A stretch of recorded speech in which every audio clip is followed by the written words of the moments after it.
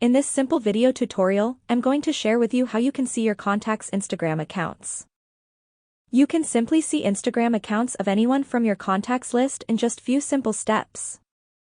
To do this, simply head into your Instagram. On your profile page, tap on these three lines and head into your settings and privacy. On the settings page, tap onto this first option of Accounts Center. You will then have to scroll down onto the option of your information and permissions. Select the last option of Upload Contacts.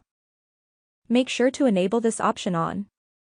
When enabled, your contacts' Instagram accounts will now get uploaded in the section of Find Friends. Get back and still tap on these three lines.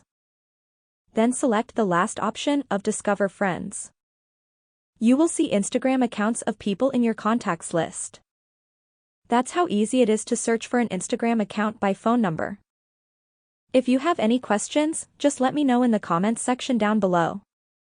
Please don't forget to leave a like, share and subscribe for more video tutorials like this one.